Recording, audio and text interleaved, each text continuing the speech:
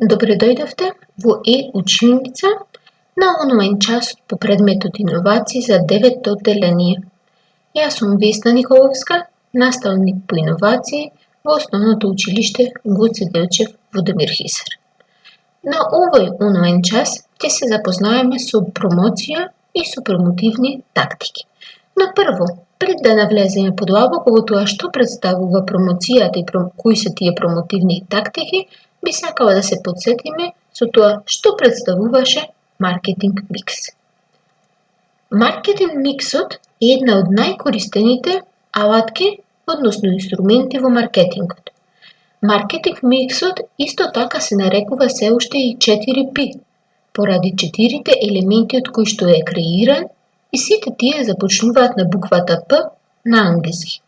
Тие 4 елементи се производ или продукт, цена или price, дистрибуција или place и промоција или promotion. Ние најмногу ќе се задржиме на четвртиот елемент од маркетинг миксот, а тоа е промоција. Промоција представува облик на комуникација помеѓу бизнисот со своите купувачи, поврзана со информации за бизнисот, производот или услугата која што ја нуди тој бизнис, брендот и всушност се она што е поврзано во однос на бизнисот. Постојат многу различни промотивни идеи или промотивни тактики кои што може да ги искористи еден бизнис. Но, која промотивна тактика ќе ја избере бизнисот, секако најмногу зависи од тоа колку имаме расположливи финансиски средства за промоција. Најчесто малите бизниси на почеток од своето работење нема да можат да си дозволат голем број од овие промотивни тактики. Но како што ќе се развива бизнисот, така ќе може и самиот да си дозволи и некои нови, односно финансиски поголеми промотивни тактики. Еве неколку идеи кои што може да ги искористиме за промоција. Пример, билбордите.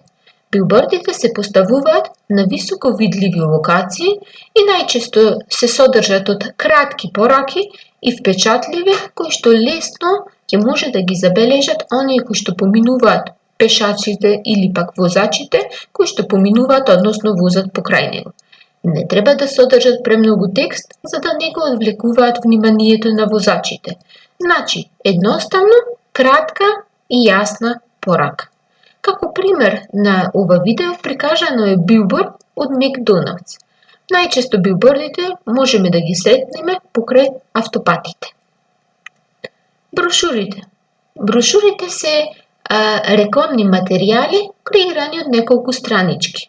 Истите тие може да си ги изработиме самостојно на компјутер со многу мали познавање од некој софтвер кој што ни овозможува изработка на брошура. Но доколку не сме во можност да изработиме самите, може едноставно да се нарачаме кај некој стручно лице кое што ќе ни го изработи. Брошурите често пати ги среќаваме како на пример во аптеките, во здравствените установи, во туристичките агенции и така натаму, каде што се нудат најразлични производи или услуги или пак туристички дестинации и слично. Бизнис картичките, исто како што споменавме за брошурите, и тие може да си ги изработиме самостојно или пак, доколку не, може да ги нарачиме и во печатница. Макар што во денешно време постојат голем број на програми кои што нудат готови темплети за изработка на бизнис картички. Како на пример Microsoft Office Word или Publisher има готов темплет кој што може да го искористиме со мали измени самите да си креираме бизнис картичка.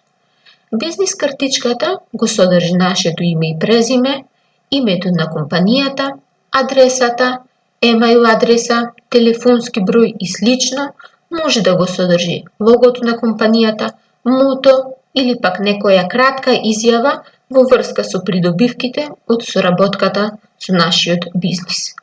Бизнис картичките би требало постојано да ги носиме со нас, за во случај доколку стапиме во контакт со некое лице со кое што би можеле да имаме соработка, веднаш да можеме да му ја доделиме самата таа картичка. Директна пошта. како промотивна тактика, ова доста често пати се користи. Тоа е кога испраќаме директна пошта, најчесто по електронски пат, до сите клиенти од нашата листа на корисници. Листата на корисници ја креираме од податоците кои што ги собираме од сите оние на кои што сме извршиле продажба на нашиот производ. Односно, при продажбата на производот, ние собираме податоци за нашиот клиент, како име, презиме, емаил, телефон и така натаму, и во иднина до сите тие ќе им испратиме порака, во која што може да им испратиме информации за измени во продажбата, поволности, нови производи или нови услуги, специјални настани и така натаму. Исто така, до овие клиенти можеме да им испратиме и разни попусти или новости поврзани со нашите производи или услуги. Секако, многу важно е во овие пораки да имаме и изјава дека доколку не сакате да добивате во иднина пораки од нас, ве молам да не известите, бидејќи мораме да ја почитуваме приватноста на нашите клиенти. Не сакаме да бидеме досадни со испраќањето на електронската пошта. Изработка на каталози. Тоа е доста честа практика, особено кај оние бизниси кои што нудат козметички производи, многу добро познато како што се Avon или Oriflame. Се содржат сите производи кои што ги нуди самиот бизнис со кратко објаснување и дадена цена за самиот производ. Купоните за попуст, тие може да ги даваме дали на нашите секојдневни, односно редовни клиенти, или пак би можеле да им ги поделиме и на новите клиенти со цел да ги охрабриме потрошувачите да ги испробаат нашите производи или услуги. Изработка на промотивни флаери. Исто како и со брошурите и флаерите, можеме да си ги изработиме или на компјутер, или пак едноставно можеме да ги направиме и рачно. Тоа се едностранни реклами, каде што имаме разни информации, понуди и попусти за нашиот производ. Тие би можеле или да ги испратиме електронски, или пак би можеле да ги испечатиме и да ги поделиме на група на луѓе, на случајни минувачи, на кога се организираат разни настани, надпревари или пак настани од општествен карактер и така натаму. Делење на бесплатни подароци и промотивна облека. Бесплатните подароци го привлекуваат вниманието на потенцијалните купувачи, но треба да внимаваме да не ги разочараме нашите купувачи со делење на ефтини и некорисни бесплатни подароци. Би можеле да поделиме пенкала, тетратки или некој сличен производ кој што би можеле да го користат клиентите. А додека кога се работи за промотивна облека, би можеле да изработиме мајци или капчиња и слично, кои што би го содржале логото или некое мото од нашата компанија. Во иднина, оние луѓе кои што ќе ги носат овие промотивни облеки, кои што веќе сме им ги доделиле, ќе бидат бесплатна подвижна реклама за нашиот бизнис. Исто така, можеме да изработиме и кеси, кои што, например, доколку сте маркет, да им ги даваме на нашите потрошувачи со лого, слика или мото на нашата компанија. Примероци за проба, односно, особено кога се работи за производ што е од прехранбен производ, односно од исхраната, може да организираме, например, дегустација на некој нов производ, каде што сите минувачи би можеле да го пробаат, доколку се работи за козметички некаков производ или за парфем и слично, може да им испраќаме на нашите потрошувачи тестери за проба, доколку се работи за некој друг производ, може да им извршиме демонстрација и слично. Организирање на специјални настани, односно организирање на разни надпревари, забави, хуманитарни настани и слично со цел да го привлечеме вниманието на потрошувачите кон нашиот бизнис. Организирањето на ваквиот тип на настани ќе привлече важни клиенти на нашата листа на корисници. Исто така и спонзорствата често пати се користат како промотивна тактика. Особено големите компании како што се Беко, Телеком и слично спонзорираат големи фудбалски тимови, кошаркарски клубови, учесниците на Формула 1 и така натаму, а со тоа што ги спонзорираат, тие носат нивна промотивна облека, носат опрема и така натаму со логото на нивната компанија.